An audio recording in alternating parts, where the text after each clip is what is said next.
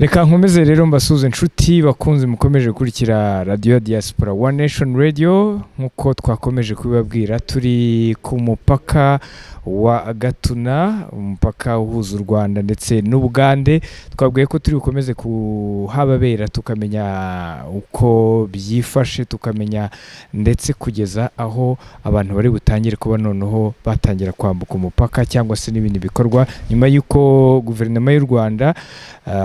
ndetse na leta y'igihugu cya Uganda aho batangarije ko uyu mupaka ugomba gufungurwa tariki ya 31. Ubu tubaye saa 6 z'ijoro,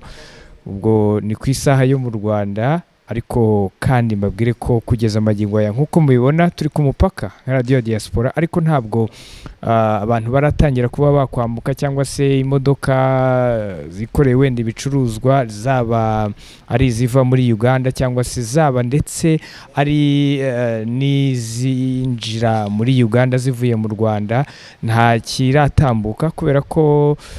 nkuko byari biteganijwe uyu mupaka wagombaga kuba abantu wenda batangiye kwambuka cyangwa se n'izo modoka zikoreye ibicuruzwa zatangiye kwambuka zambuka umupaka, gusa kugeza amagingo aya ntabwo biraba. Gusa kimwe nanone mu byo nakubwira wowe dukurikiye muri kano kanya nuko kimwe mu byakomye mu nkokora ku kuba wenda wafungurwa kumugaragaro harimo n'imvura iri kugwa. Ngira nkuko muri kubibona inyuma yanjye hari imvura imiragwa, reka twitege ko n'ubundi nkuko twabwiye ko turi bukomeze kuza kuba tuhababereye, muri bukomeze kubikurikira tukamenya uburyo ki uyu mupaka ufunguwe. Nitwa Simeon Muhumuza, mukomeze mudukurikiye kuri One Nation Radio, ijwi rya Diaspora Nyarwanda. Turacyari hano ku mupaka wa Gatuna, dukomeze tubane.